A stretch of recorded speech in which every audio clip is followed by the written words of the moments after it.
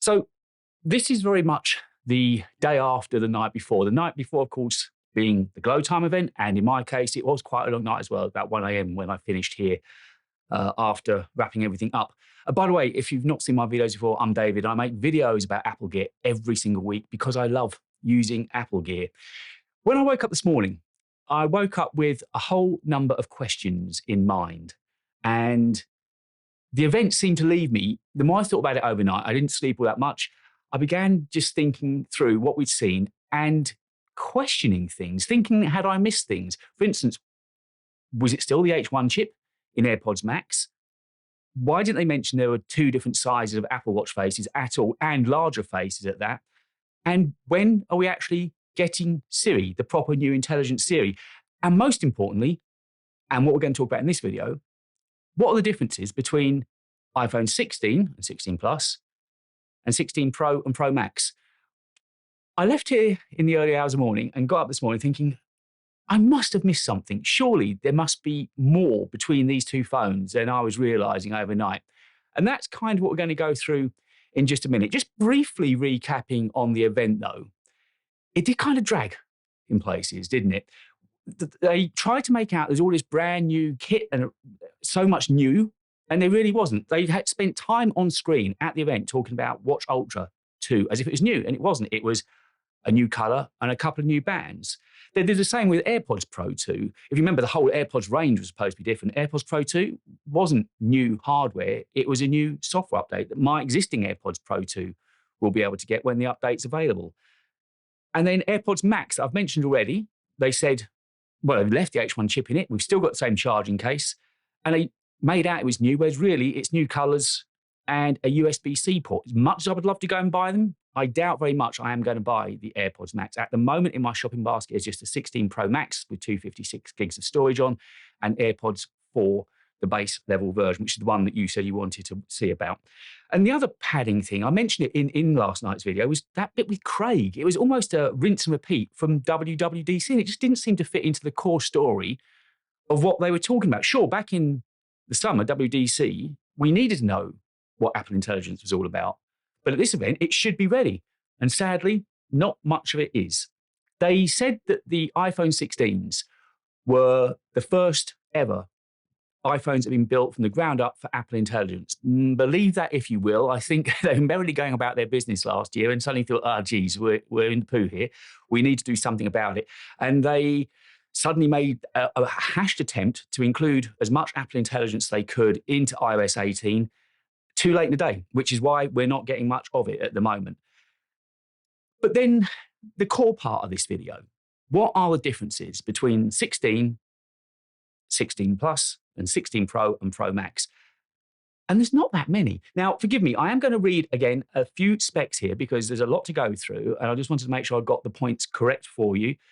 Screen sizes. Okay, the Pro and Pro Max have got bigger screen sizes. They get 6.3 inches and 6.9 inches, whereas the Pro and Pro Plus get the same size as before, 6.1 and 6.7. There's no titanium or matte glass on the 16. We're going to talk about what the 16 and 16 Plus haven't got to start with. No titanium or matte glass, no ProMotion. There's no A18 chip. But in all honesty, that's only one GPU core different. You get 5 GPU cores as opposed to 6 GPU cores. The ultra-wide camera is only a 12 megapixel, not a 48 megapixel. You don't get the 5x telephoto camera. There's no 48 megapixel macro photography. Now, I don't know about you, I don't do much macro photography. I really don't. So I don't know if that's a big selling point for you. There's no ProRes. There's no log video shooting. There's no night portraits mode.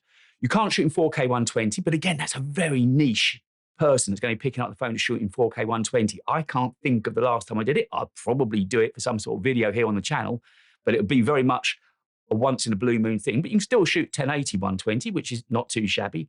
It's got a smaller battery. You only get USB-C 2, not USB-C 3, so you don't get the full transfer speeds. And it maxes out at 512 gigs of storage, which if you ask me, is more than enough for any phone. I just told you, I've got a 256 storage model put in my bag. It's all pre-ordered. You can kind of pre-save before the pre-order to check your bank card's ready, which I've done today. So I've got 256, and I showed you in one of my recent videos that after a year, I've still got virtually half that 256 gigs of free. And I think I'm a fairly heavy user, but because all of the big files, for instance, video files, go straight to an SSD, an external SSD, I don't need temporary storage on the phone. I don't need a lot of storage on the phone.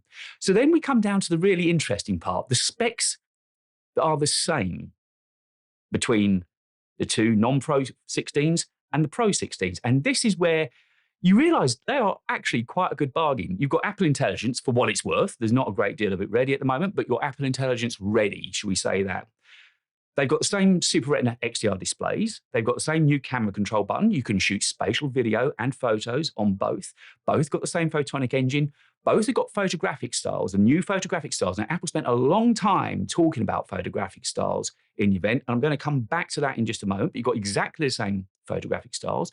You've got action mode, dynamic button, the action button that was only on the 15 Pro and Pro Max last year. That's across the entire 16 range now.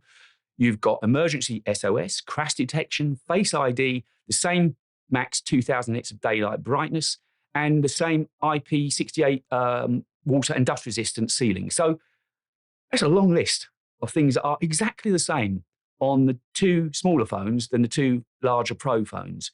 And there's a good saving to be made. iPhone 16 starts at £799 in the UK, whereas the 16 Pro starts at £999 and the Pro Max at £1,199.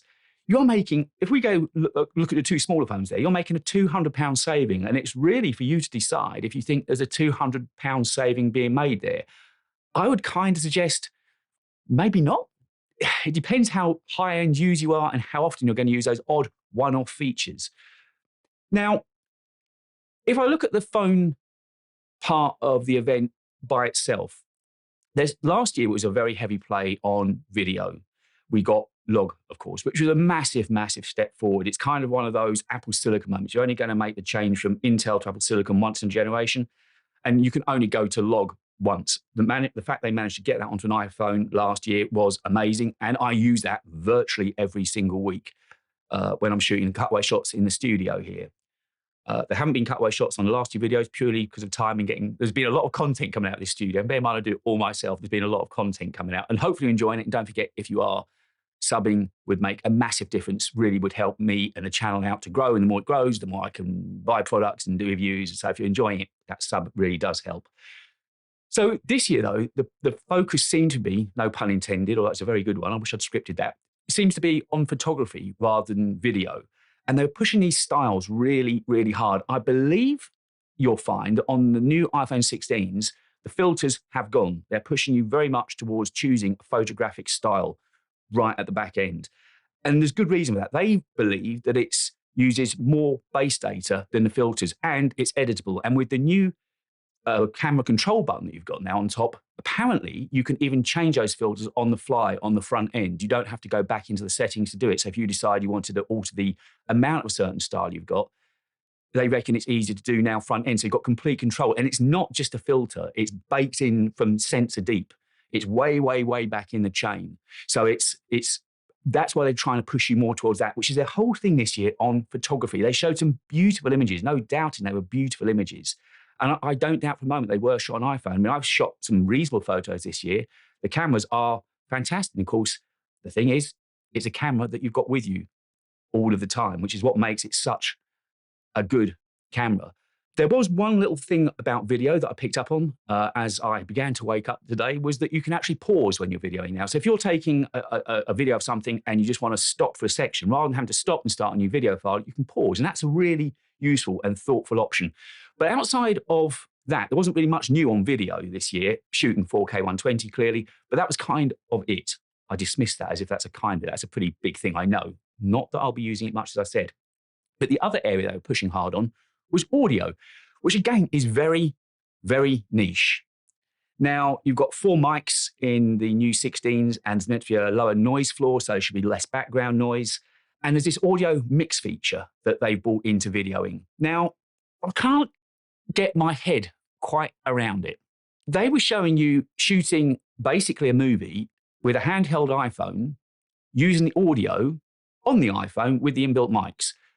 I wouldn't think of making a video for you guys using the inbuilt mics on an iPhone, let alone making a movie, which makes me wonder when you're going to use this standard in-frame studio mix and cinematic mix modes they've got, clever as they sure are, in real life. Am I missing something? Is it me with sleep deprivation? Do tell me if I'm being stupid and I'm overlooking the obvious. That's what it'd be used for, David. I just don't see it. Now, I know I'm setting myself up for fall here, and a lot of you guys are way better at this than me.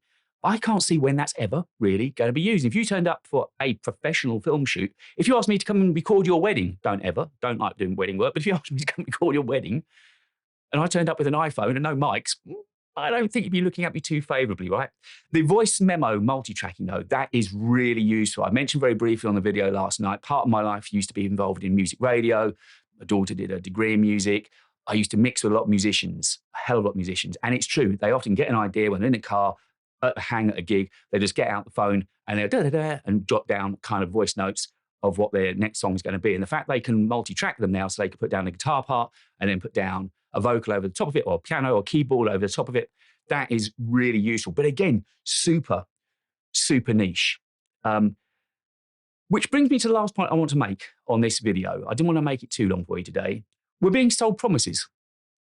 We are definitely being sold promises. Somebody said that in one of the comments to me overnight, and it's very, very true. If you buy this year's iPhone 16, any of the 4 models, you're buying promises of what we're hoping to get.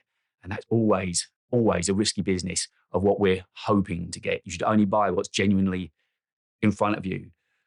The voice memos I just spoke about, that's not going to be ready at launch. They told us that in the event. Joel said that in the event. Siri isn't going to be ready. The new clever Siri is not going to be ready. Apple Intelligence, most of the features we really want, certainly the integration with ChatGPT, the Gen-emoji, image playground, none of that is going to be ready. You're buying promises, and you just got to hope that those promises come true before this time next year. So my question is it worth buying the iPhone 16 this year? Or should you just wait for iPhone 17? If you missed the video that I did straight after the event last night, and as a result of these dark circles under the eyes, I'm going to leave that on an end card for you to click on now. I'll see you very soon, probably just after I've ordered my phone and the AirPods 4 at the end of the week. I'll see you then.